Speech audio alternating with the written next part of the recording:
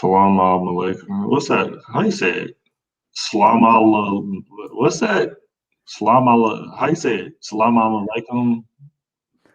I don't know what you're saying. The end. The response is malaikum assalam or something like that.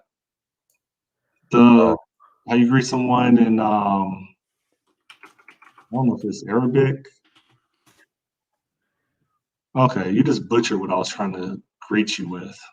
assalamu alaikum. I thought it was like assalamu alaikum, and then you said malaikum assalam or something like that. That doesn't sound familiar. Yeah, it sounds familiar. I think it is a Islamic or Arabic.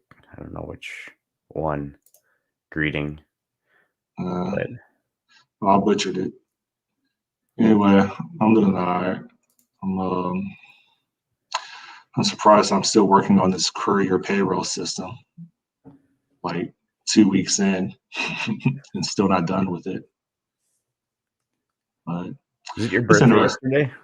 What's that? Was it your birthday yesterday? Yeah. I don't do well on birthdays or New Year's. I just reflect on everything that I haven't accomplished, and it's been like that for me for as long as I can remember, like psychologically. But yeah, it was my birthday. Well, happy belated birthday, anyways. Thanks. Even if they are rough on you. Yeah. Am I the only person like that?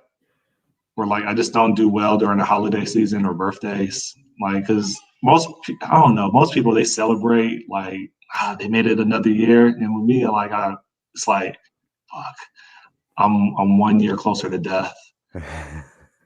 What I thought I would have or accomplish when I was 20, I haven't accomplished. Like I just become so focused on what I don't have. Like it sucks, but that's the way I was. Honestly, I think that's the way I was trained as a child. Is to always focus on the half empty. So Gotcha. Yeah, I don't think you're alone in that, but yeah, I don't think I do that. So yeah. Twitter liked my screenshot of my validation code. So that was that was kind of validation, right? I haven't posted anything on there in a while. Like people on Twitter, Yeah. or Twitter itself. I'm like, wow, big Twitter guy. No. Don Syme had retweeted a screenshot of some validation code that I just decided to share. And they got like 40 likes or whatever. Cool. Oh, yeah. That's it. Just trying to do 2-3 hours a day of passion project, trying to rehabilitate my knee through yesterday. I tried to force myself to shoot ball for an hour. And, I don't know. I'm just trying to a balance between physical fitness and trying to push out something that I could build and figure out if there's passive income from it. Same old, I guess. Sure. What's up with you? I had a tooth removed on Monday. Was it an important tooth or was it like a wisdom tooth? It was an important tooth, sort of. It was a baby tooth, actually. No, I don't think that's an important tooth. Why all of a sudden?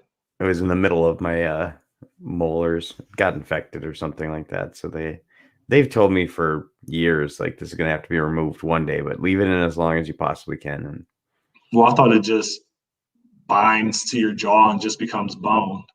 It kind of did, I think. But I don't know. Because it sounds familiar.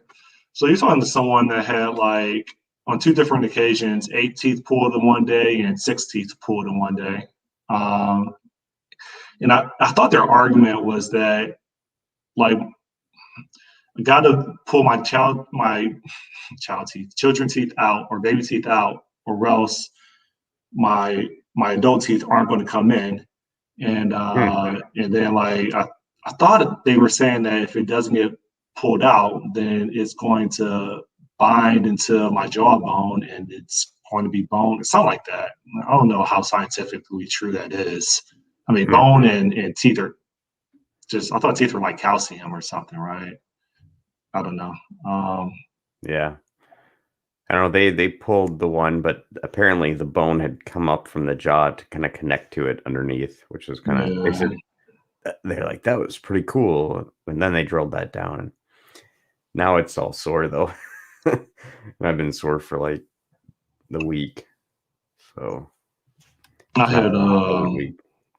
like a month ago, they had cut into my gum line to they cracked open my gum to clean one of my molars, and I was in pain for like the next like 16 hours. I thought I was going to be in pain for a lot longer, but Yeah. apparently I have like, I don't know. You ever get tired of the excuse of genetics is the reason why your body has problems? Like supposedly in regards to dental, I'm just genetically prone to having issues no matter how preventive I am when it comes to maintenance. So like, I mean, I get my teeth cleaned like 3 to 4 times a year, and I still battle like dental like issues, and it's annoying. So maybe maybe maybe the fix is the curse actually. And yeah, you mentioned something like that a couple weeks ago. yeah, it's maybe yeah, going so often is what's causing it. I didn't go to the dentist till I was like 12. And then I still even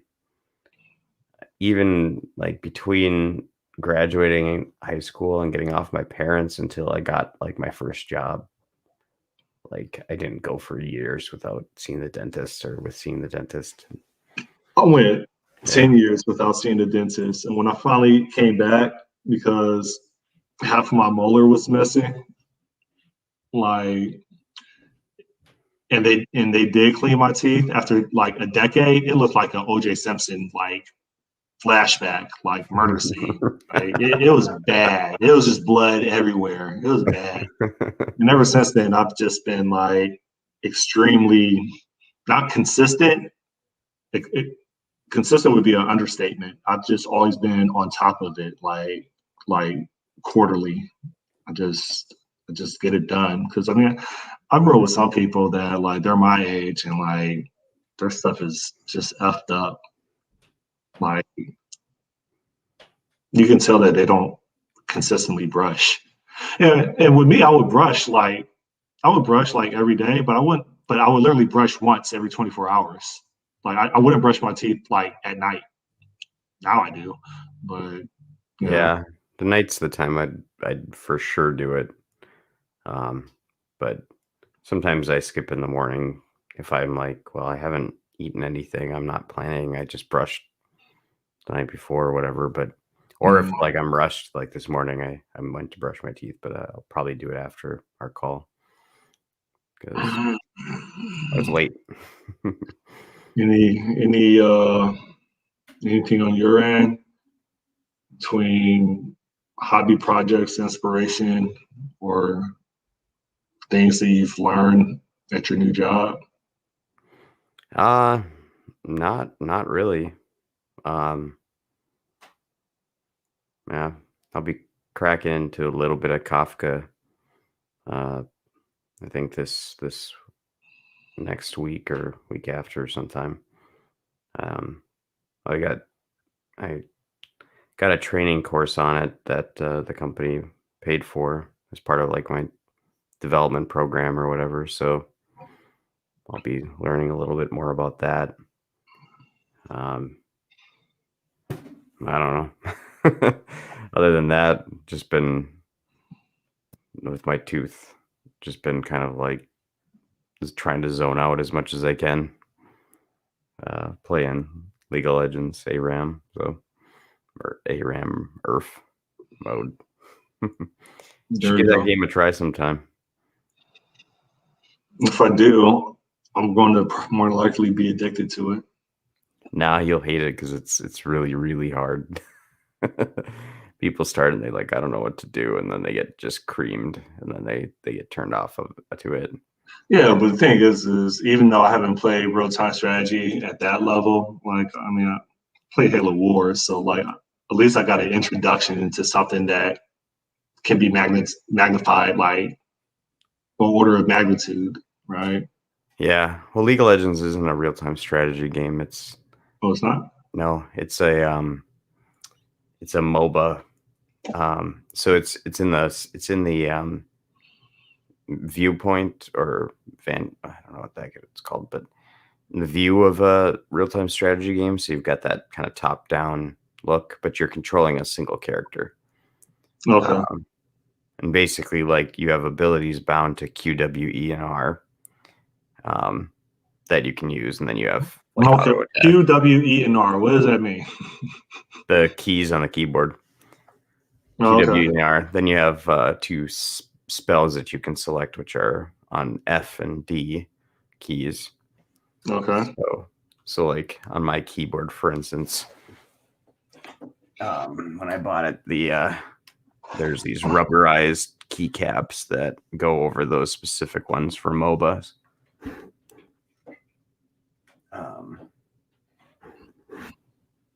I don't know why I thought that your webcam was like integrated into like your desktop or laptop. Oh no, that's a discrete webcam. So, but yeah, I don't know. It's kind of nice to pick it up every once in a while and move it around. But my whole setup right now is kind of jacked. So, Did you get any hate mail regarding last Friday's conversation from GZB? Was it GZB or was it Gamler? That was. it goes GZB maybe, or He maybe it didn't, was Gamma. I he don't didn't send know. you any hate mail afterwards. I'm going to kill you. If you don't agree with me that that religion is the worst, then you're a heathen, and I'm going to hunt you down and burn you at the stake. No, I didn't get any of that.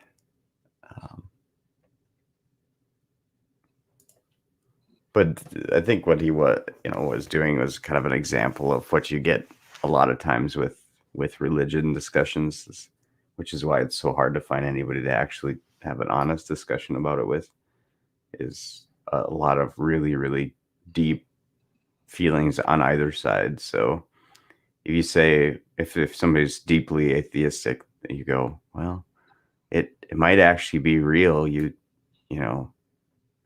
can't prove it wrong.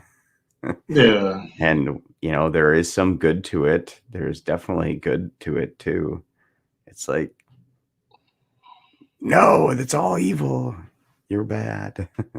Yeah, I mean, it's polarizing.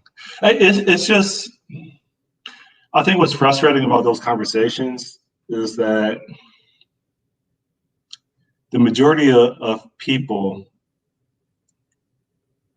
honestly, I take that back. I think the people that are religious, because I think people that are atheists, they can usually articulate the reason why it's not computing for them, right? Why it doesn't make sense for them, why it's unlikely, regardless of there being billions of people that do believe it, that do drink the Kool-Aid, right? But I think on the other end, like they have like this, I don't know what the English term is, but they literally have, based on their position, they're not required to articulate why they believe it. Like they're not required to provide any type of historical evidence, facts, or anything, right? Now your scholars may do that, but your typical like, go to whatever, the tabernacle, the house of worship, whatever you want to call it. No, they're not required. So it becomes frustrating for the person that is like either agnostic or a pure atheist, because like they want to have a reasonable debate in which a reasonable person can also learn and appreciate the counter argument. but you're not going to get a counter argument from someone that is religious. There's no logical counter argument at all. It's just that, well, you can't prove it wrong, and it's like that's the frustrating part. It's like we both want to learn from each other so you can be better prepared with your message, but you don't get it from the other side. So, I mean, that's my opinion. Yeah, I mean, there is philosophical arguments for the existence of God, as just a basic topic. One's a purely logical argument. I think it's called Anselm's argument, which is separate from, trying to voice a particular religion is correct or not. But like I said, the thing about religion is that they're mostly faith-based, and faith is by its very nature a rejection of rational thought. I mean, it's a feature of it. It's not a bad, in its own mind. It's not a bad thing. It's a feature of it. So it's extremely difficult to argue against something that's inherently irrational and by nature irrational. I think faith is a play of words. Let's be real. Faith is hope. That's what it is, right? And so if we remove the play on words and we swap out the term faith with hope in a sentence, in a debate,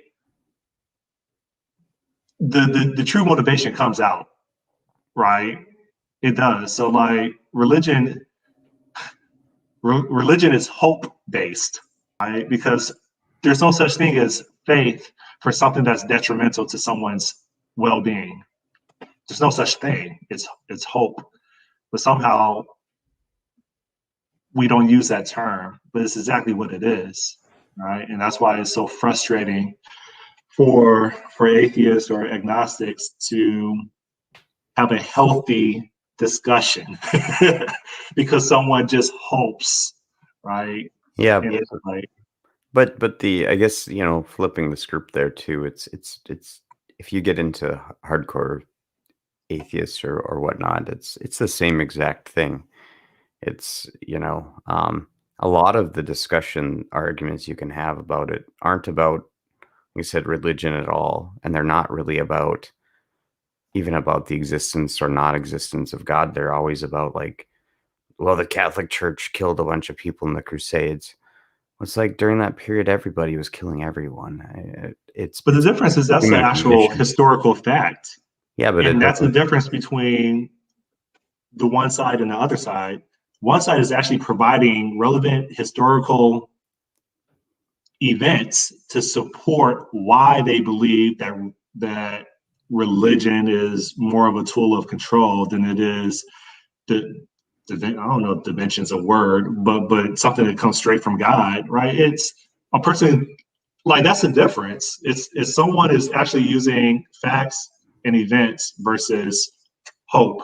And like, yeah, but it's really yin and yang. It's like there's no one can have, very few people can have, unless you're a scholar or unless you're someone that, what is it called, a theologian or something? I don't know what it's called. Like the majority of people, the masses, you're not going to have an intelligent debate with emphasis on intelligent.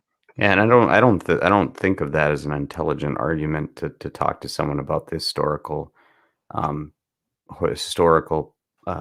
issues that have been done in the name of religion or associated with a religion, to discuss whether a religion is valid or not, or whether God might exist, especially if God might exist, because you could probably, I mean, you could dislike certain religions, other religions, for the exact same reason. You could be like, let's just say, this totally, made up, but let's just say you're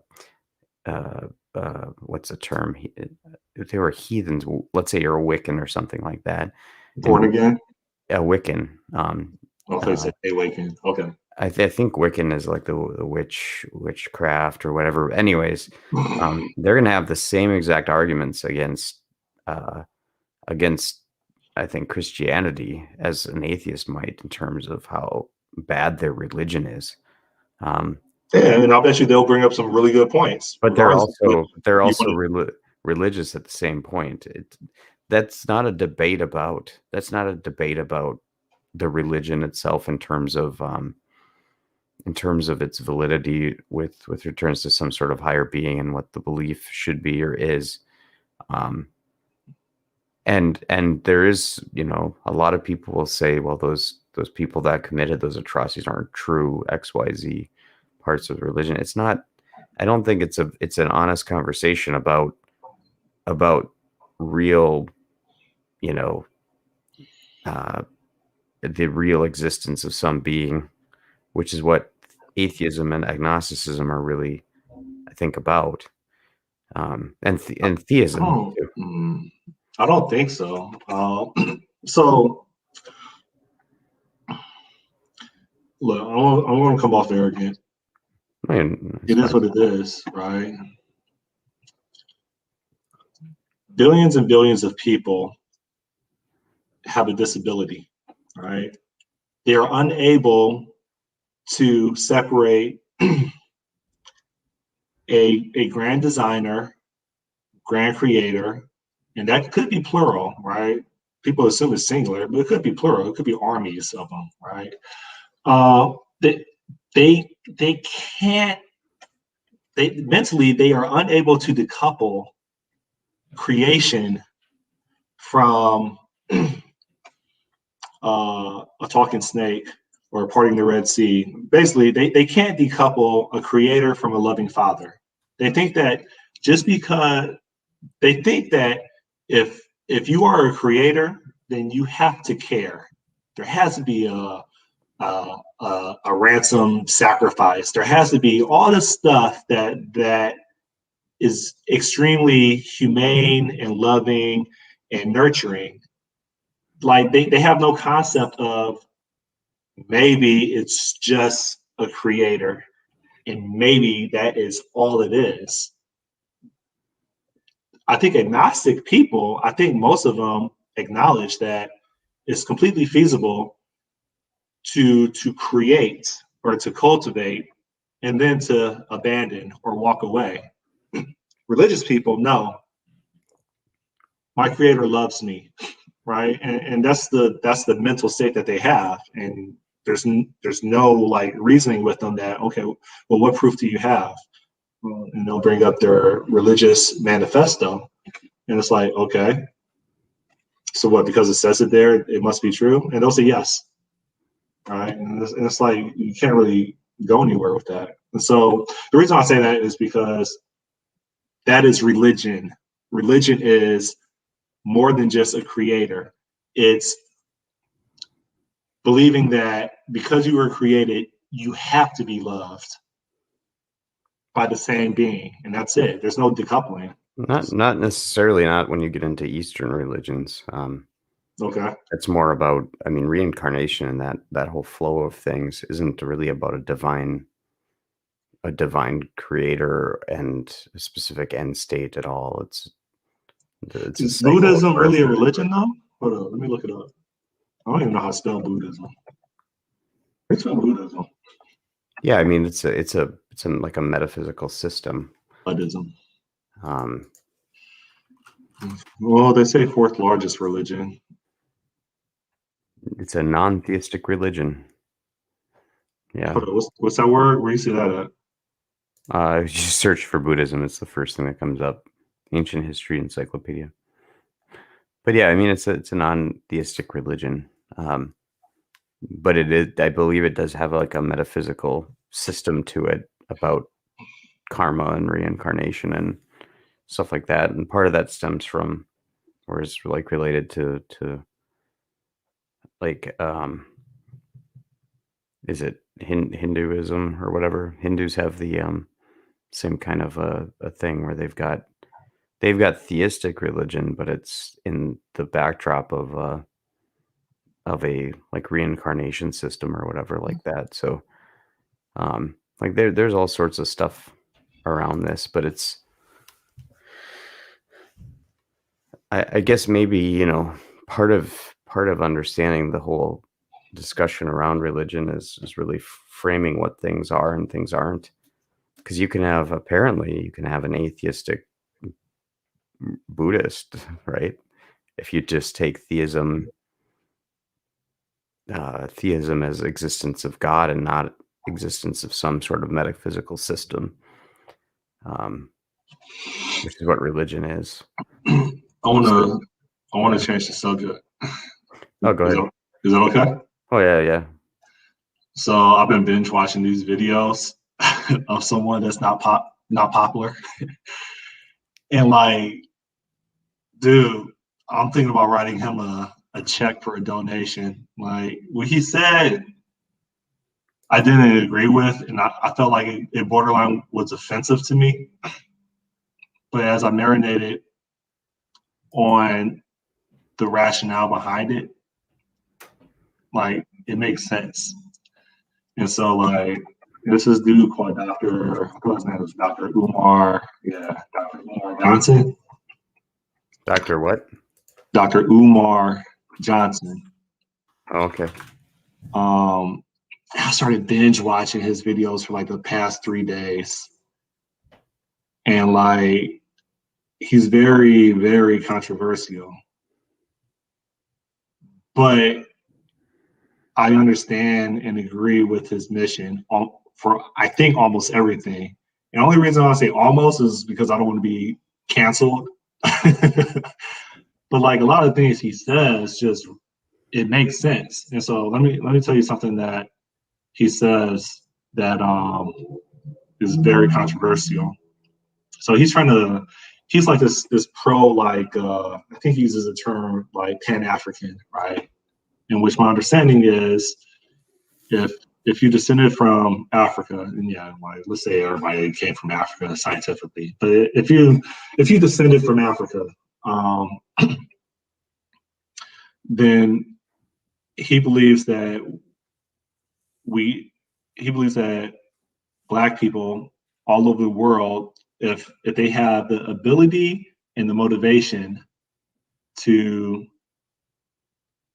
contribute to continental Africa, right, or for just Black people in general, that he's setting up an institution to facilitate that. Okay, so most people would say, okay, that's cool, right? Because I mean, I feel like most people believe that Black people just second-class citizens, right? Especially in America. But here's the thing: this institution that he's trying to lead has constraints, right? One is, I'll say one for last because there will be too much focus on the last one, right? And that'll more likely you get me canceled. But one is that he's not going to accept you into his program to be a teacher or a contributor if you are in an interracial relationship. Okay. I was offended by that. I'm in an interracial relationship. All right. But his rationale behind it, I can't argue with, right? And then he was like, he made the same argument about if you're a homosexual, you can't be in his program. I'm like, what?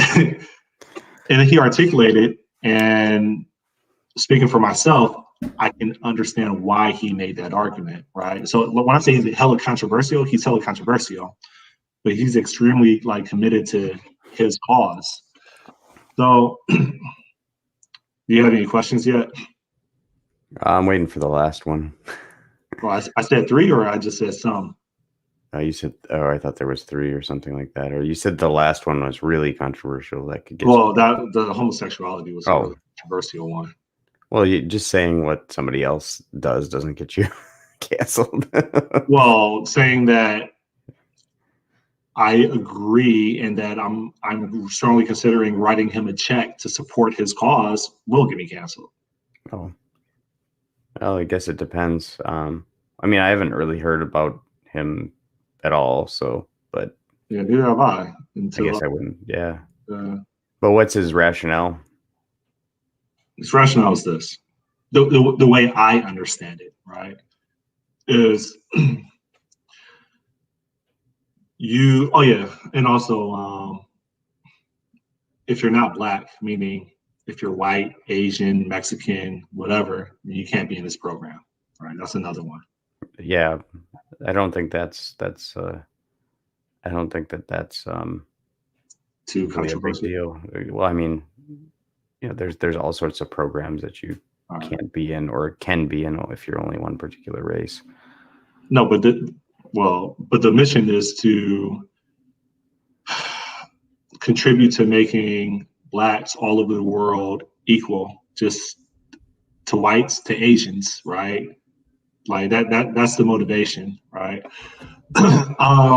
And that's treatment, that's contributions of black folks, right? Because I mean, this goes into a different channel conversation about what does the media program us to believe about how black people are successful. It's almost always entertainment. That's what they put most of the focus on, right? So, and what are the majority of black people willing to spend their money on? Is it spending hundreds of dollars on entertainment?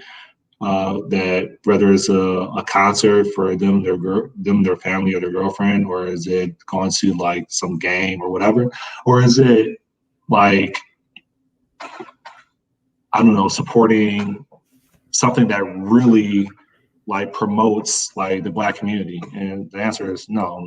We don't give a damn about like improving the black community. We like to perpetuate what society has programmed black people to do, which is to entertain people, right? Anyway, so here's his argument. His argument is he wants people that are fully committed with no conflicts of interest to give back and to try to bring blacks on the same level as whites and Asians or any prestigious race. Okay. And so his argument is if you're married to a white woman, if you're married to a Latin person, well, sorry, I don't think Latin is pure race. If you're married to an Asian, whatever, then his argument is that is an example of you not being fully committed to the black community. Because you don't have a black partner in life, then it demonstrates that there's something wrong with black women or black men that you don't want to commit to, right? And I'm like, no, I just like that person. This person, that she resonates with me, right? Like it has nothing to do with that. But his argument is it does have something to do with it, because if you're 100% committed to the cause of improving black lives, then your lifestyle is going to reflect that. All your life decisions are going to reflect that. If you're going to improve black lives and that's what you're committed to, then you're going to select a strong black woman to accommodate that mission, right? So like, and he articulates it a lot better than I can, but like it's something I have to say. Okay, I understand why he says that, right? It's you can't be like 100% like I'm dedicated to improving Black America or blacks all over the world, whether it's Caribbean, in Europe, etc., and be in an interracial relationship like that.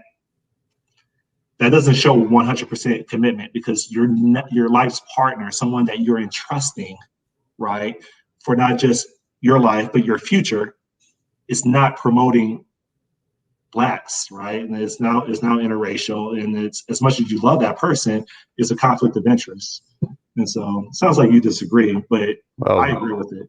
I don't know if this is appropriate, but repeat back that exact argument that you just did in word for word. Well, I just said it for like 3 minutes. Which part? Just that one part, but swap black with white for a second. Okay, so if I understand you, you're saying like swap everything white, and is it still appropriate? That's the argument you're making, right? Yeah, but I mean Okay. yeah. So if you repeat it back with white, it's going to sound really bad. Okay. Yeah, and there's almost always a double standard politically, right? Yeah, With yeah. society. All right, I'll try to do that. So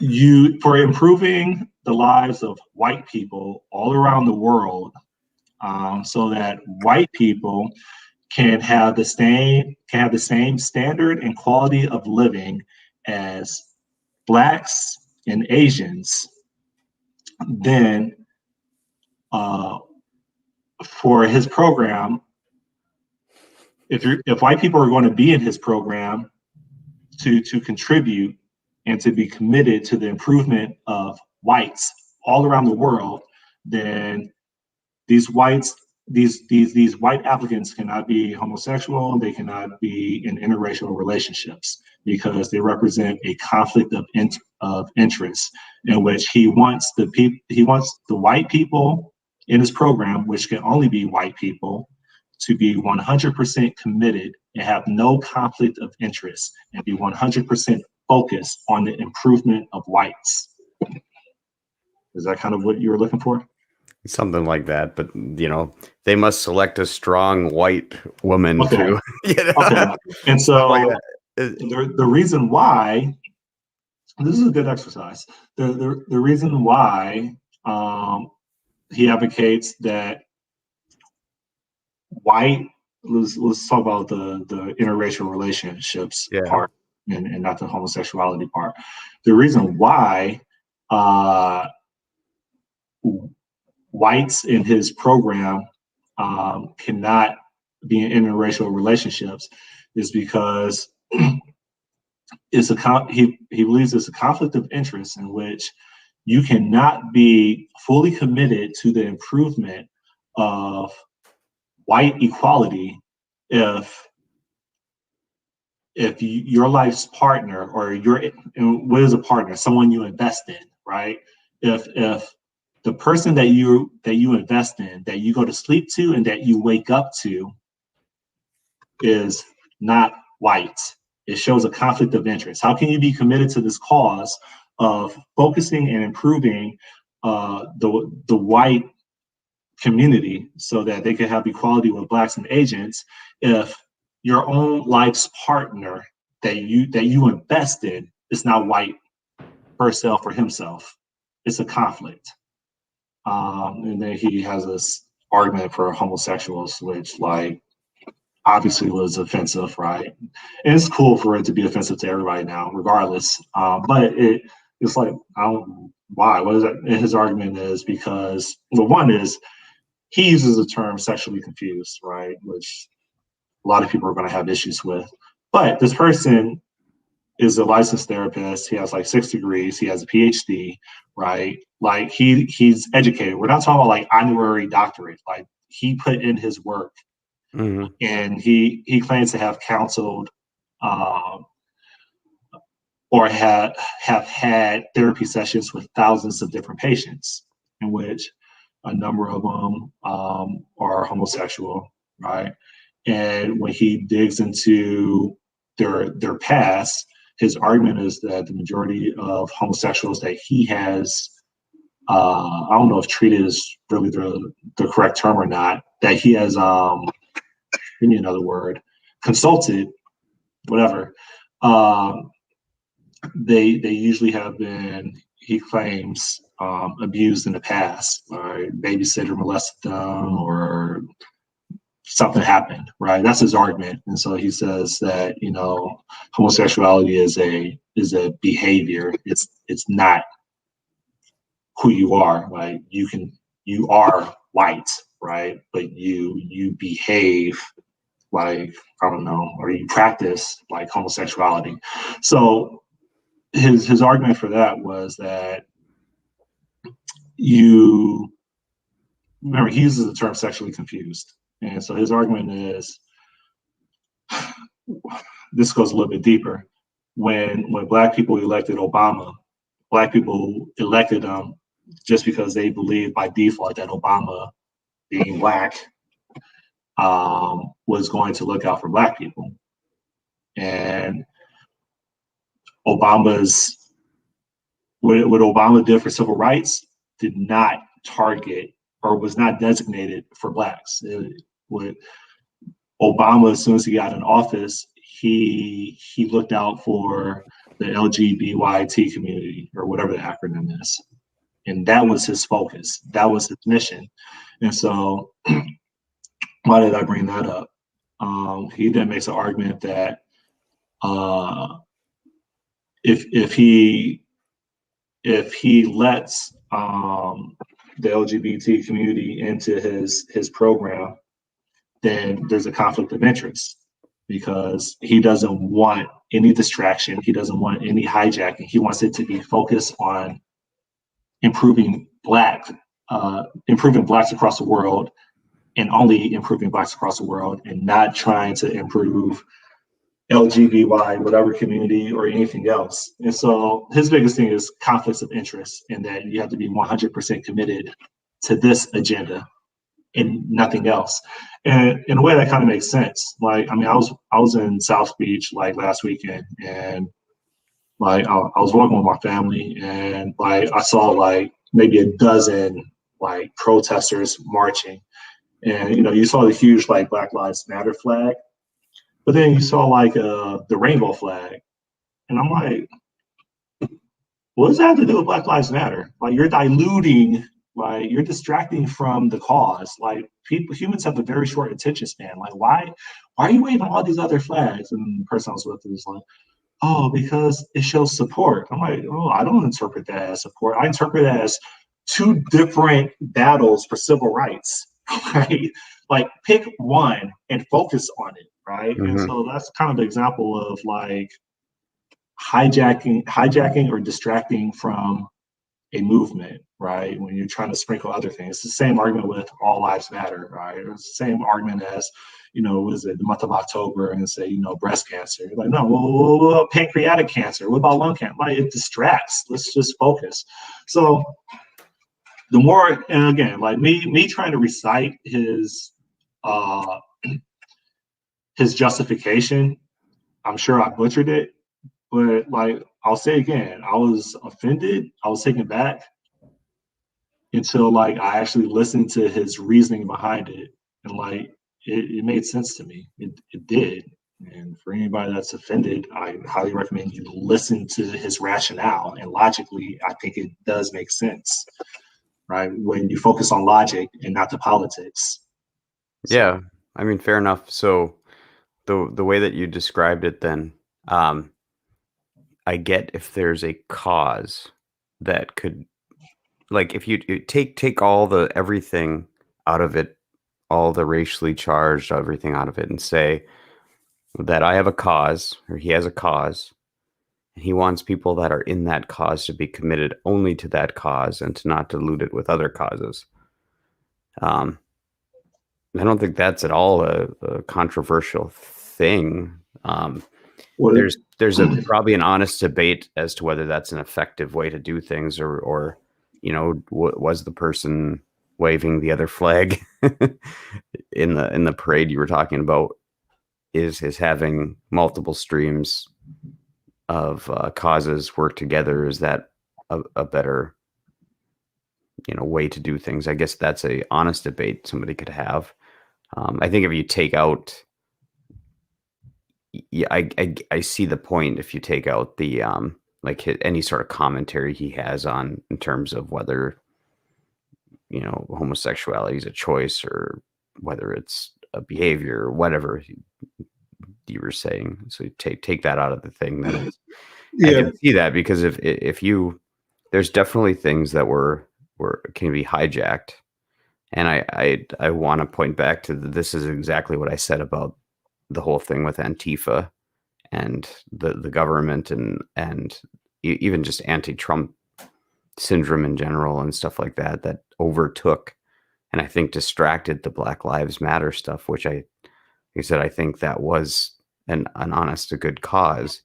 And I think all the peaceful protests that went on were great. I mean, it's fine. That's what we're here for. And but I think when you get into the violence, which I don't think was generally caused by people that are in just so line with the Black Lives Matter movement, it distracted from the entire thing. The discussion wasn't about how do we solve this problem we now have universal agreement on suddenly, to how do we stop this rioting and ruining of streets or ruining of shops and people's houses getting burned down and shops getting burned down and Yeah. these weird safety zones or whatever that were in Portland that I doubt were largely African American safety zones. And DC I think had one too, where someone died. I just like all of that stuff distracted from what the particular core problem and core thing people were actually trying to get across was, which would be the same here.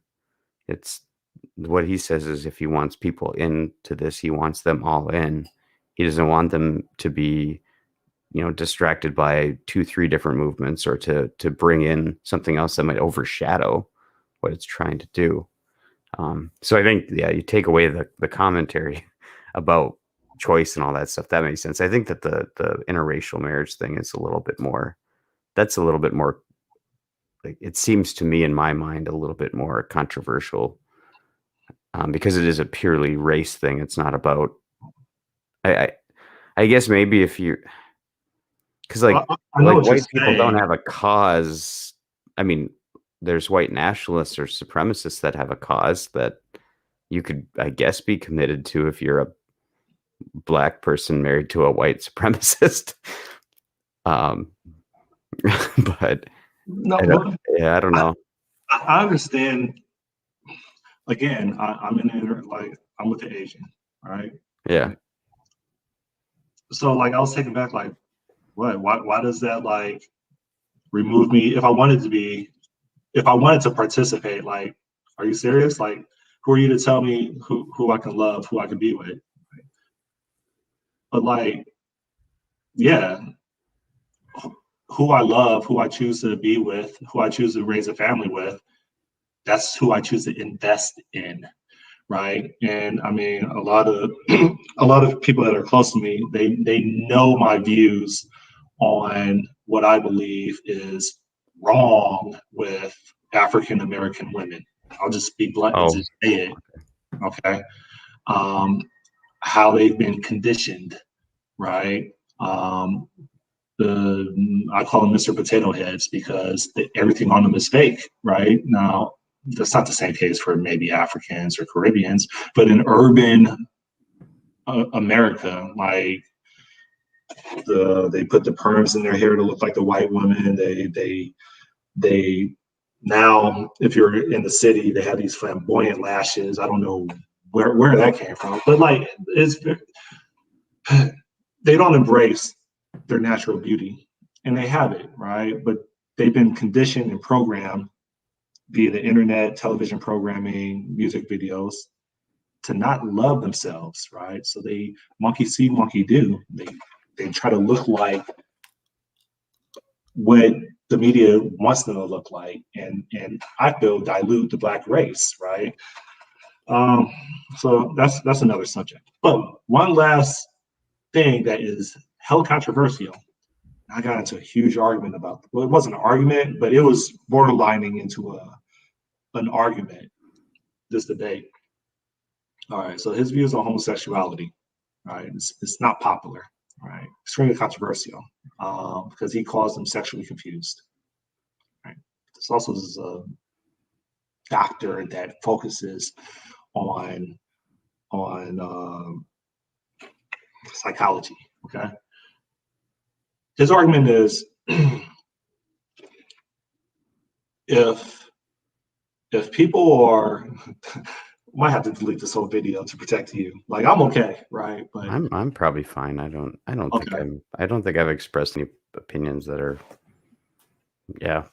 okay. So his argument is because he is a licensed psychologist because he does have like a doctorate in it, and because he has consulted through therapy sessions with thousands of patients, whatever. He said that based on his experience, regardless of journals from Harvard or whatever universities, he has found that a significant number of people that identify as homosexuals have been victimized in the past, right? And so that's why he says sexually confused. I don't know. I'm not a therapist. I don't know. Right? That's what he says. Okay. So here's the thing. So he says that someone is not born a homosexual. Right? He says that, a 5-year-old is not thinking about sex. You're not born a homosexual, right? Now there could be arguments saying that your genetics maybe could already be written, and then once you hit puberty or a certain stage of your development, then those genes get enabled, and maybe they're just dormant until a certain part of development, right? That's what I'm saying. That's not what he's saying, right? I'm saying that maybe it's possible you can be born gay, and that stuff is just dormant until a certain like development stage of your life, right? You start growing like penis hair, armpit hair, like okay. But his argument is you're not born gay, and gay is behavior, and it's a practice, and majority of people that he has consulted with through his therapy sessions that need help that came to him, he finds that they have had a troubled past where they were molested or raped or whatever. All right. So his argument, this is the controversial part. He says that if someone is born homosexual, right? If society is willing to entertain that or accept that as a fact, ready? The society also needs to entertain and accept that people can be born pedophiles. People can be born rapists. People can be born murderers, right? And I think pedophiles is probably the best example, right? Without overwhelming, is like if you're willing to entertain that someone can be born prone to a sexual behavior, then and it's accepted, then his argument is, okay, that's what you believe. Then why are you locking up pedophiles if they're born that way? They don't need prison. They need treatment, right? And so he said, now I'm not saying that people are born pedophiles, but he was saying in his words that you can't entertain that people are born homosexuals if you're not going to entertain all the other practices that people engage in that are also sexual and even unrelated to sex that society frowns upon. Logically, he makes sense, right? It's hella unpopular. It's like, okay, no, who wants to talk about pedophilia, however you say the word? But logically, like, he makes sense. Like, it's true. People just don't want to entertain those other topics. We'll just no. So. Well, no, I mean, I so the bit that I think that's real there is that, people that are born, I mean, when you're born with something that isn't a choice, no matter what it is, we probably shouldn't necessarily demonize people for having that in any way. But then what he's doing is he's calling out, well, pedophiles might be born that way. And so there's a debate there, probably whether that's true or not, or whether that's conditioned. So it has to be clear, but to act upon it though, there's I think a little bit difference there, because we definitely frown upon as a society predatory or harm towards other people. That's not their choice. So even if you were born with this behavior, we as a society can't be like, let's find a way to feed these pedophiles kids so that they in a safe and clean environment or something. It's a kind of it's weird to think about even to talk about. But yeah, it's very gray. yeah, but the thing is like I said, that nature, that element of that nature, is inherently destructive or harmful towards other people. That's not true of like, yeah, Homosexuality. yeah. So flip his argument and say, well, people born without, we'd have to entertain people born without with birth defects, that have to have, I mean, we'd have to accept people that were born that need help, assistant breathing machines, or that people that need to have, artificial limbs because they were born without limbs. Like, take that same argument and flip it towards other things that you could be born with that aren't in other ways societal wrong, and we do. So his argument is there is something wrong with it. Okay, so that's a different topic. Okay, go ahead. So his argument is, remember, sure, his argument.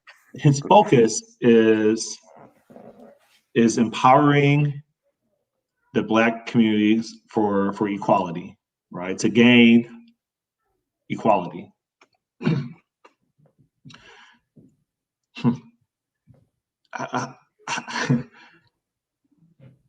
How, I'm just going to say it. How is it possible to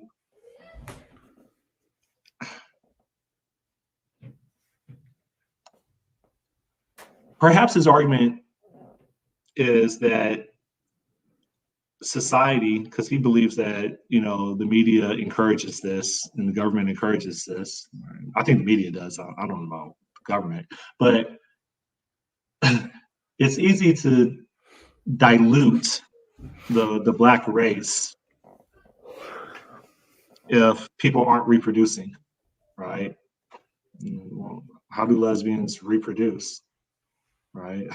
If there's not a man and a woman making babies, then they have been removed from the gene pool. They've been removed, right? And so one way of controlling, one way of performing, his argument is one technique of population control is to women's rights, right? Well, what's women's rights? Abortion, right? Women's choice, right? And then promoting homosexuality as something that is trendy, something that is mysterious. So experimentation, bi-curious, etc. Right? So his thought process or his perspective is homosexuality distracts, and not only distracts, but it contributes to stifling the population, or really diluting the Black population, because people are removed from that pool for reproducing, and it's his conspiracy of how the government or the powers that be in the United States control and, for lack of a better term, maintain the Black levels of their population, so it doesn't get out of hand or out of control. So that's his opinion or his perspective or his conspiracy theory. So yeah, so he's basically saying that religion is bad because the Crusades. Okay, that had nothing to do with religion, but it's the same thing that I was talking about with regards to that thing, is that because something can be used as a tool, potentially, even not saying that it is, but potentially used as yeah, I'm understanding of destructive. Yeah, that it is inherently, like, you're not arguing against its inherent nature. Then you're saying that it's a tool, therefore it should be, I don't know if he's saying that yeah, that's a good point. It should be discouraged or removed. What is he does he have any sort of action to that, or is he like, no, deal with it?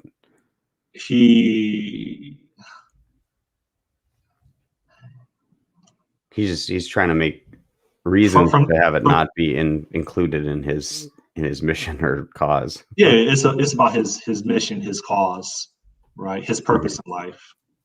And so from the outside looking in, because I'm not him, I'm just trying to interpret his thoughts to someone else.